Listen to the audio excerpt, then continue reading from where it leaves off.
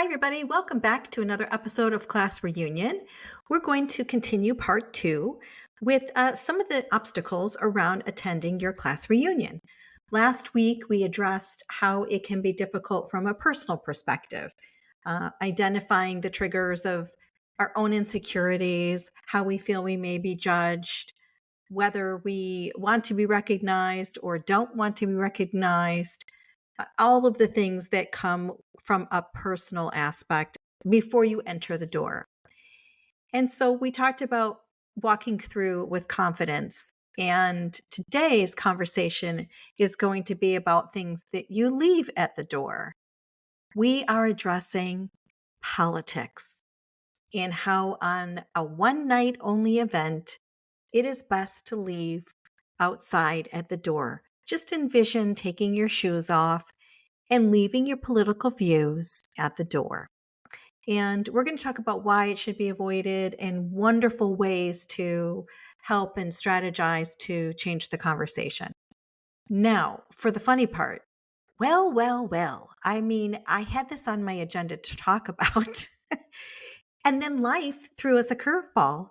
And I didn't know at the time I wanted to talk about this, but it was prior to the attempted assassination on Donald Trump. It was prior to our current president, Joe Biden, stepping down from reelection. It was prior to Kamala Harris taking the role of running for presidency at this point. All of these things happened so quickly prior to me recording this, which only shows that things change on a dime. And what we think we know and what we think may happen is really not up to us. We don't have a front seat in Washington, D.C. We're on such a little local microcosm that I guarantee you neither party knows who Leanne Pepper is, nor cares, unfortunately. But I say that because it is so beyond us. And sometimes when we are fighting with friends and family, it's unfortunate that we allow a group of people that are in Washington to dissolve relationships about things that we really truly don't have a total grasp on. Now, of course, there's items in the news that we all can listen to and hear. It's our intake of information that formulates each and everyone's personal opinion. But that doesn't mean it's not without agenda on either side. And I think if we approach it from that angle, it puts it at a level playing field that, like, we as Americans are being played. We're being played by the media. We're being played by Washington. We're being played by, if you listen to political channels in other countries, their viewpoint on what they share is entirely different. It is nutso. And the reason why I'm bringing that up is I thought back to, that's what this podcast is about, reminiscing about time in the past. And Walter Cronkite was basically how we all grew up. And it was one or two channels that our families listened to.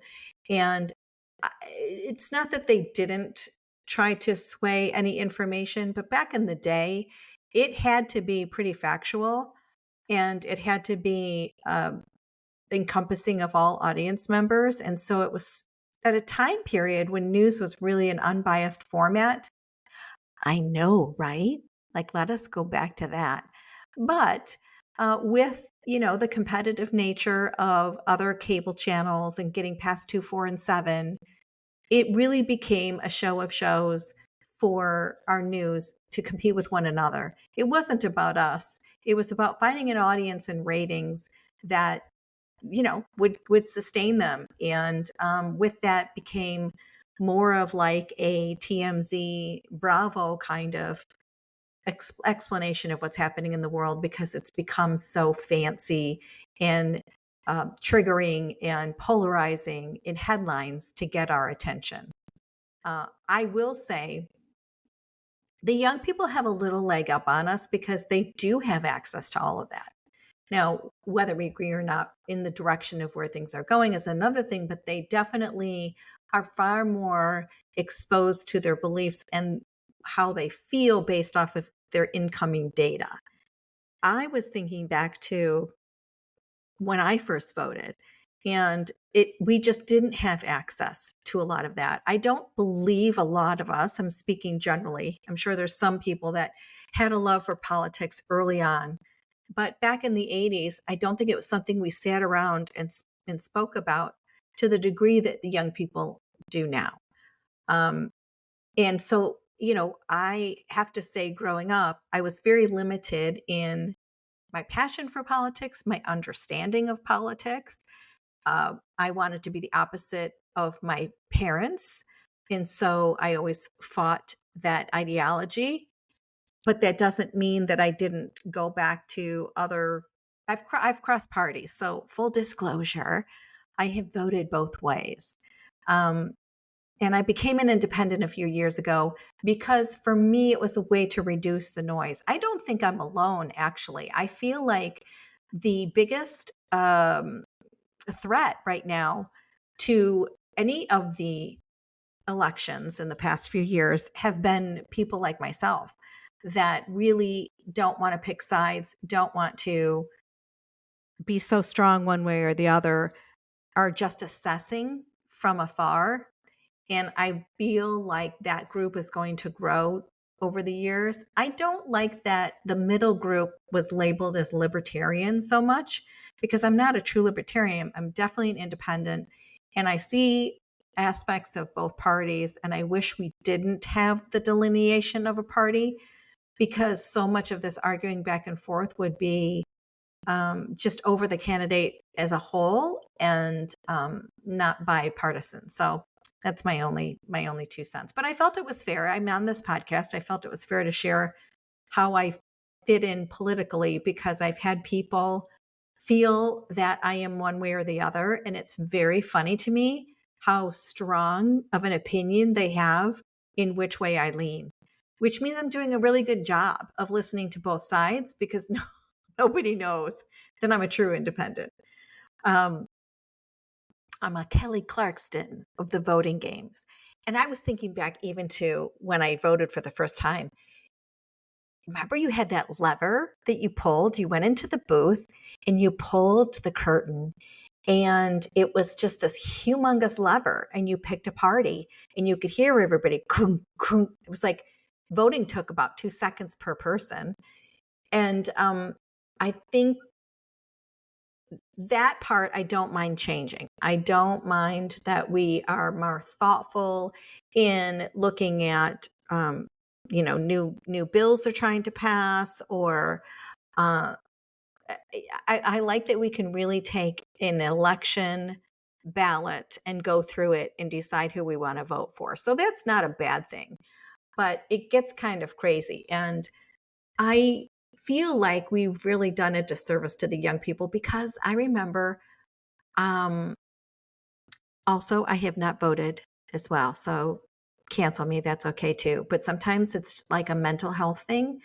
The last time I went to the voting booth or the polls, I was so harassed on the outside. I didn't do an absentee ballot. I ran out of time.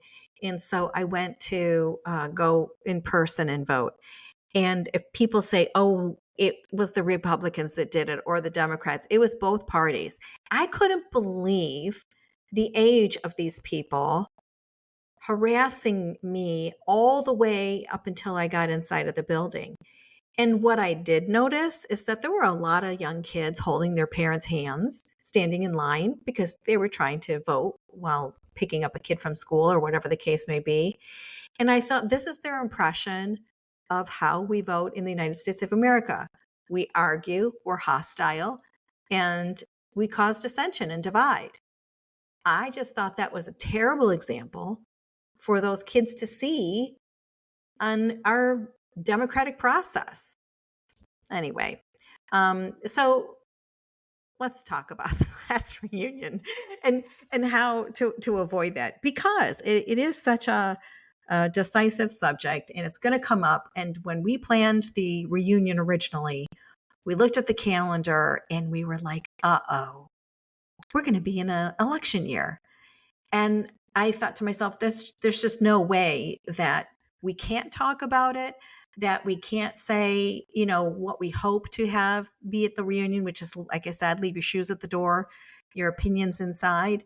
I think that for one night only, we can do it. And if that can't happen, it's a reflection on the individual, because I think as a whole, the purpose of everybody coming is to reconnect, and it's one night. So whether this applies to the class reunion or birthdays or weddings or the holidays that are coming up, some of these tips and tricks are so logical to use throughout the season that I don't know why we kind of don't do it more often.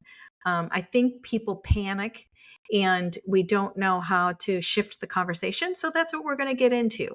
I'm going to be your guide on how to shift that conversation, positive ways to respond and change the subject when it comes to politics. And I think the most important thing is just acknowledging, right? Somebody's sharing with you their viewpoint of politics for a variety of reasons. It's not for you to dissect why they're talking about it. But a simple response can just be, I understand that politics are important, right? You're acknowledging them. I understand politics are important. But tonight is about catching up and having fun. So what have you been up to since our last reunion?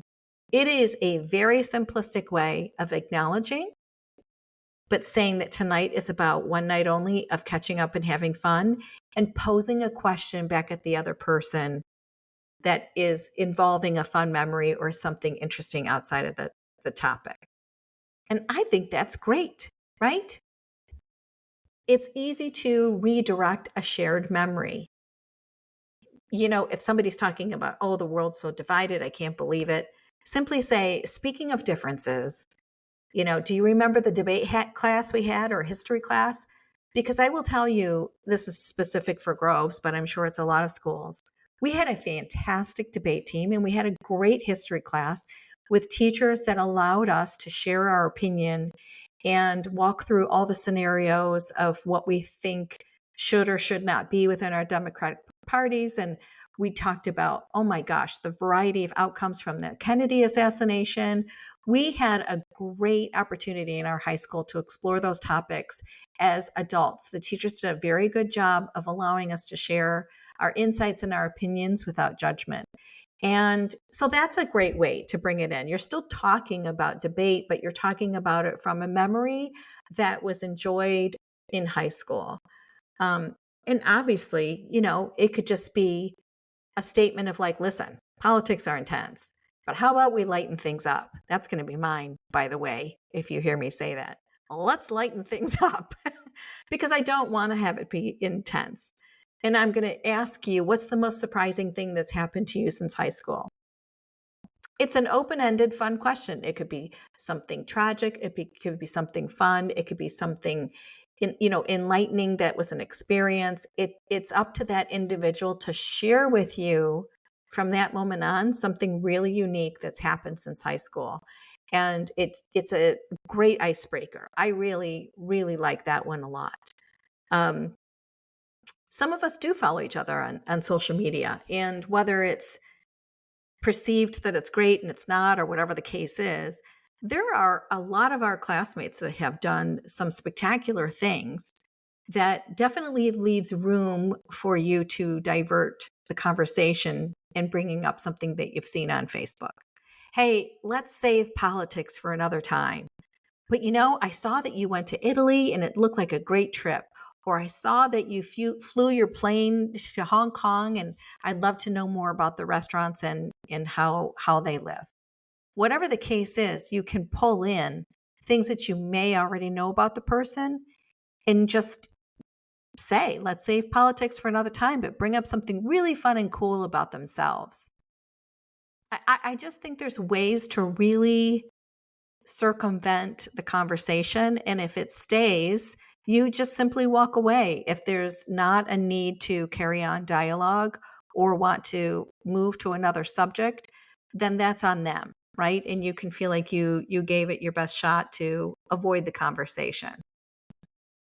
Like I said, every time there's an issue if you just keep saying this reunion is a chance for us to reconnect.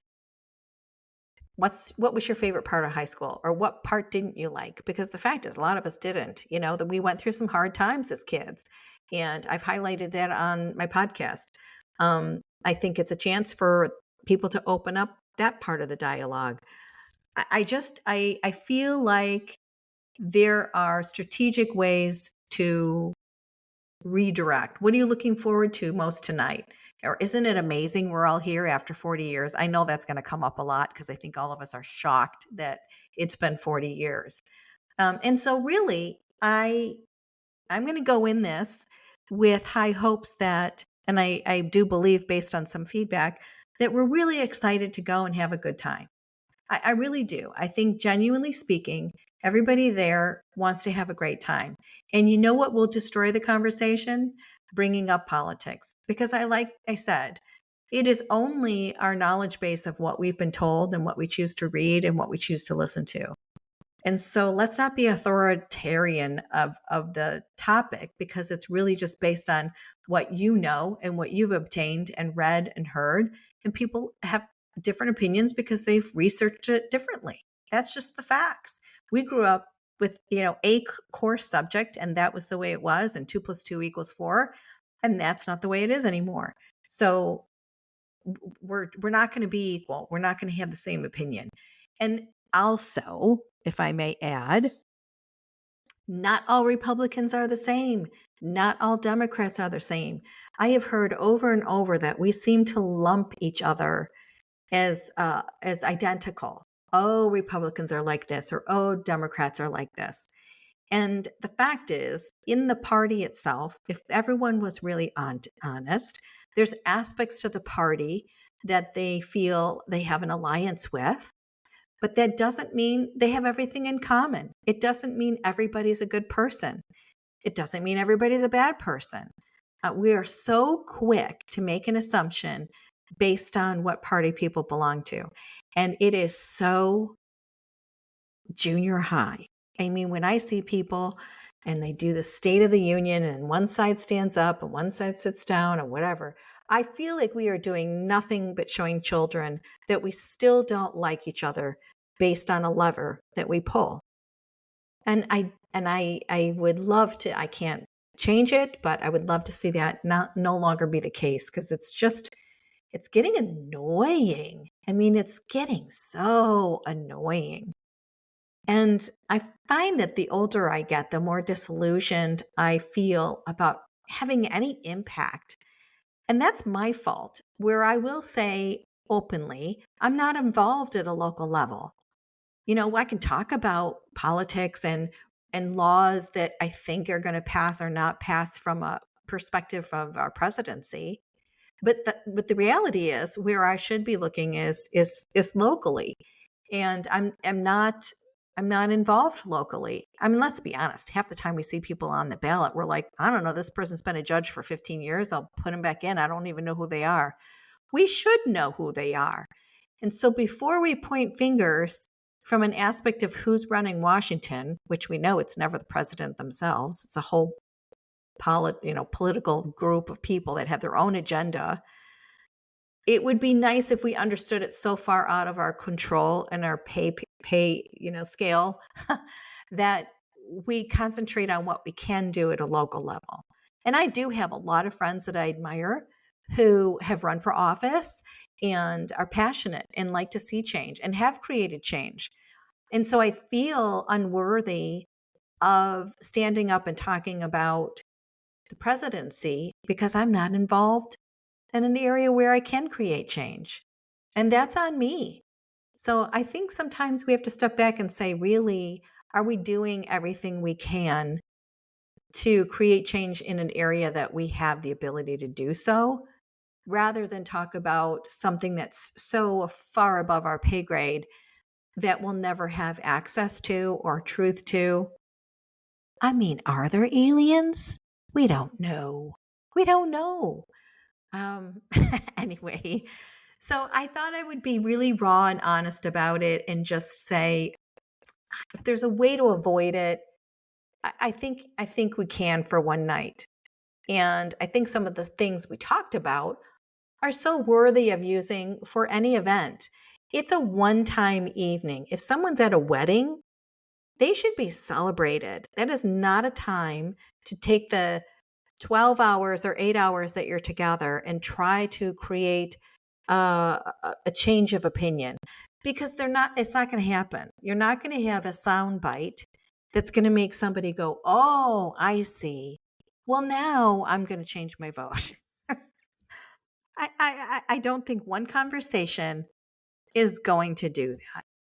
And so if you are coming in expecting that type of dialogue, then that means you're coming in wired for war. In my opinion, this is me, but I feel like you're coming in wired for war if you aren't willing to let that topic be at the door with the shoes and socks outside. I'm stumbling through how to really get past the conversation because I know it's sensitive. And if anybody has listened up until this point, I think that's great. I hope you've picked up something from this, in that it's okay for an event to be void of the conversation. And from a committee's perspective, there are a few of us that have been working for over a year on this reunion to bring a very special night of nostalgia, of reconnection, of just seeing each other from an adult perspective. And to just deliberately want to sabotage that is a disservice to all the hard work we've put into. That's a self-serving statement, and I get it. But quite honestly, going back to holidays or going back to a birthday, when you're an invited guest and you want to stir the pot, but they didn't ask you to bring that dish, that's not good. That's deliberate. And I believe that's not the intention of the people that have RSVP'd. I wholeheartedly do not believe that. Where do we go from here? I'm afraid. I'm afraid to have this conversation offend people. What I would like is to know what your thoughts are, if it's possible for one night to not be involved in a political conversation. And I would also love your suggestions of how to redirect the conversation. These are just things I saw and found that I thought were very helpful, of just saying, hey, yeah, I respect your opinion on that, but this is a special night, and just redirecting it to something as a memory about high school or a memory about childhood. It doesn't even have to be about our classes. A lot of the times, people, like I said, didn't exactly like high school. So it could be about your first job or your first car or spring break or anything that was just related to the time period of the 80s, what we did for fun, concerts we went to. I mean, there's just so many ways that an event like a class reunion can turn a conversation, that I would really, really value your feedback and your opinions on how to redirect the conversation. It's one night only, and it's about having a great time. So please share. I am really, really looking forward to seeing my classmates. I do think the night's going to go by faster than all of us think. And I'm excited to hear the outcome. I will be following up the next episode with an interview style with a classmate who did attend the reunion. And we're going to do an honest debrief of what we thought, what was successful, what worked, what didn't work. I'll be extremely honest with you and encourage you to have your own class reunion, because that's the name of my podcast. But I am thrilled to be part of it. It will be from August 1st through the 3rd. So I mentioned to you, I'm going to be a little delayed on some things, but I am, I'm excited, and I look forward to you carrying on this journey with me and having a conversation with my classmates beyond the name tag. We'll see you next time on Class Reunion.